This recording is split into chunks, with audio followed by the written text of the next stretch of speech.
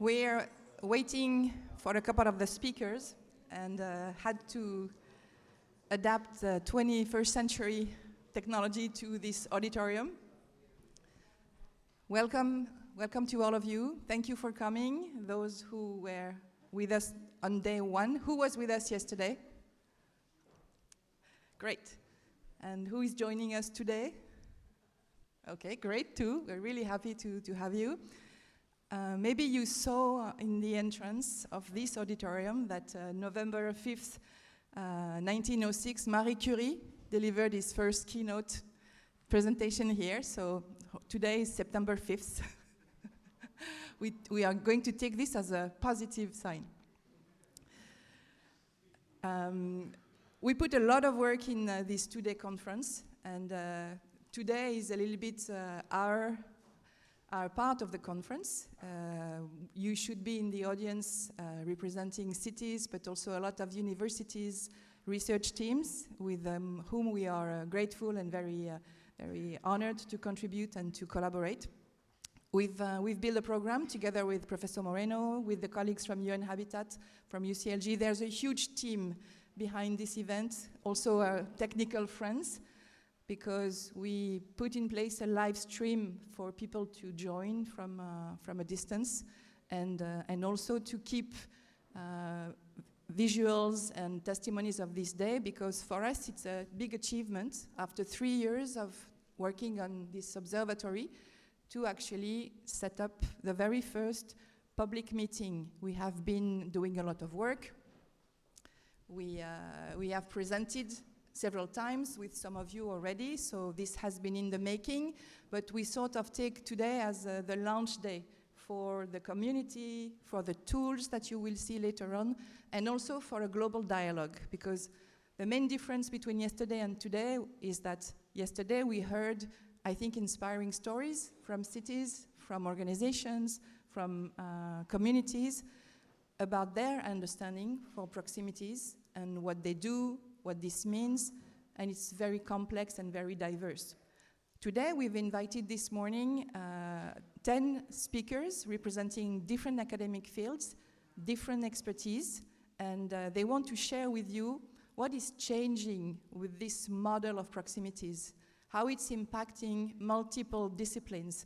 And we could have done this like for a week of conference. Just so you know, we had to select 10 people, and I've had the hard job to tell them it's going to be 7-8 minutes, which is really nothing when you want to present your theories and the work you do and your perspective, but we'll be all listening carefully, and we are going to build some time for those presentations. But I also want to say that today is also a day, so we'll hear from those scientists, and then, as you know, you will have an opportunity to pick 3 rooms to actually have more of an interactive session. So not just sit and listen and take notes, but also engage to actually see some technology-related tools, some citizen participatory tools, some reporting tools, because it's very operational proximity. It's a vision, it's a strategy, but then it's a series of things. It's by intent. You want to design proximity, territorial proximity, whether it's in dense city environment or more rural areas, with this intention. That's the piece that is framing all the work we've done.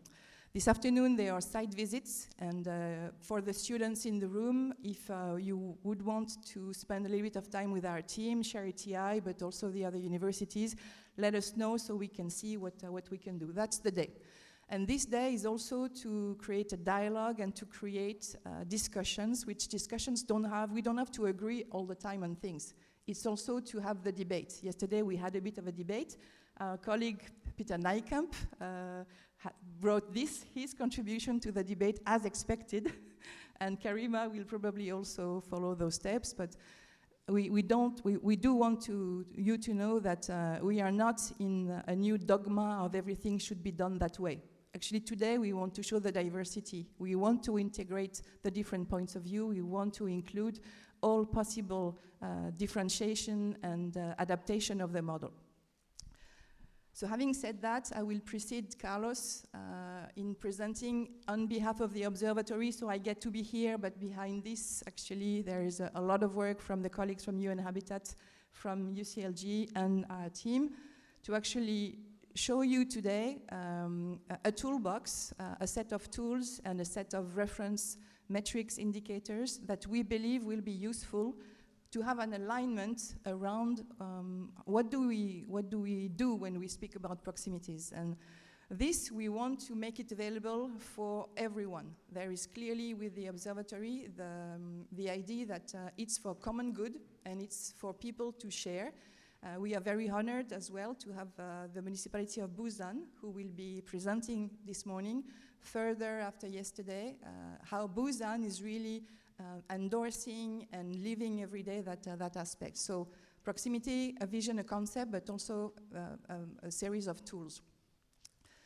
So those are the partners. I'm not going to spend a lot of time on that. You heard yesterday a joint initiative. It's kind of a unique initiative to have international organizations working together with a university. And on our behalf, it's not just our team in Paris, it's a lot of associated researchers, colleagues from around the world.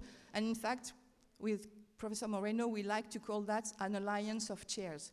We invite all of the research teams in the room to connect with us and build that virtual community with regional hubs. You saw that we've invited, and we are very grateful that they made it.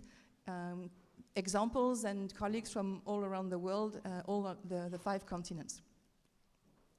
There is a website. I think you have it on your badges. Either it's the QR code that's on the badges, or there was a QR code that will come in this presentation. This website has been up for a long time. In fact, we created it back in 2023 for one of the World Urban Forum.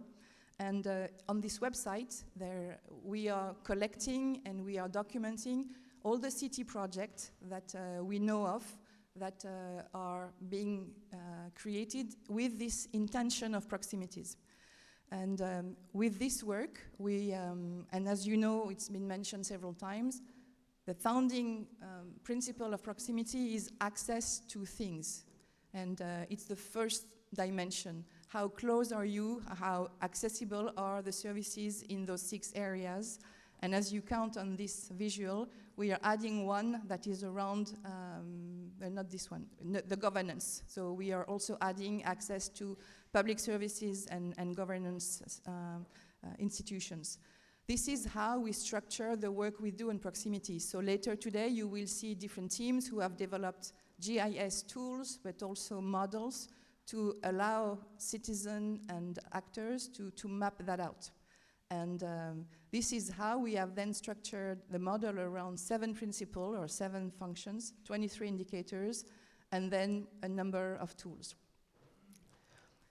This will be documented in a methodological document that we would like to publish, probably launch around Habitat Day sometime in October. We were going to launch it today and make it accessible to you, but we still are under some revision. But it's going to be a very comprehensive document that describes those 7 principles and that then show how they are structured around 23 indicators.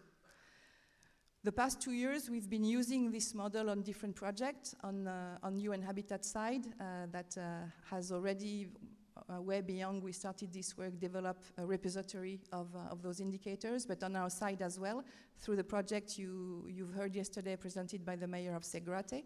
And again, having an alignment, framing the indicators and the principle is the way we are going to compare projects. Because when we speak about proximity, there are issues around scales, there are issues around the lock-ins, what is preventing a city to allow and to create those accessibility principles. So the point is not to go over the indicators, but as you can see, it's a wide range of categories of indicators, and what we have in mind are basically how do we structure those indicators to help understand the quality of life, how is it improving the quality of life, which we define by indicators around well-being, the personal well-being, indicators around environmental footprint and environmental impact, and indicators around social well-being as well. So those are the 3 dimensions we use a lot. So that's the introduction. Today you will have a preview through the workshops, what we call the interactive session, which will take place right in the main hallway. It's been a fantastic journey and adventure to be working with the colleagues from UN Habitat, from UCLG, from our team, and contribution from also all the other universities. And again, it's a call or an invitation to join forces with us. This work is primarily developed in English right now, but some of the material we are using, which you will see later, is in Korean, in French, in Spanish, in English, some in German as well. So all of that means that it can be applied and it can be used. This is the last visual, which shows basically how the methodology we are suggesting work to assess a city, a neighborhood, a street around the potential for more proximity. We basically start by territorial assessment using geographic information systems. So all of you are familiar with that. Probably there are different sessions that will show you how it can be done. We need to understand at a geographic level where are the different services and amenities, and that's how we frame then with the process of the 7 functions. Thank you and welcome. But then that is how you actually establish your diagnosis. And it's telling you around this amphitheater, I have so many bakeries, I have so many other schools, I have so many bus stops, I can walk so far to get to a theater and so on. To make it happen, it's for me. To make it happen, you need to engage citizens. And we had a round table yesterday around citizen participation and stakeholders' involvement. So we have developed, this is this part, the co-creation process. You don't create proximity for someone. Someone has to decide the level of proximity, the level of accessibility, and the level of effort they want to put into going to Le Louvre. You cannot move Le Louvre, obviously, museum. But you can say, how far do I want to be? What are the other museum and cultural activities I can have? So 2 basic backbone of the methodology, very detailed, very thorough, and you'll see example of that, geographic evaluation, analysis, and then involving citizens, involving private sectors, involving communities to design and to understand the level of importance and the priorities of that proximity. This is what you will find in the publication. And having said that, and so this is being tested on the project Charity is working on UCLG. It's part of the Decalogue of UCLG as one of the principles. It's part of the public space program of UN Habitat. So we make this a transversal approach and framework so we can all use it. It's really accessible to you. On the website, you'll see information, and we really will invest time into developing capacity building program, training program, online and also in person. Come in, take your seats.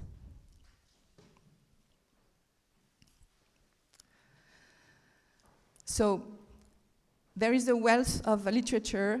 Carlos can cover that in a minute, and most of you will probably know that. It's only the beginning. Again, big day for us, this conference, the launch day for this work and the creation of the community with you. So October will be the launch. That's the QR code to access our website if you want to use it. And I want to thank you. I think we should be good in time. So next will be Carlos saying a few words. Then we'll have Ezio Mandini sharing his views also and perspective on proximities. And then we will have the scientific section and then the workshops. Thank you.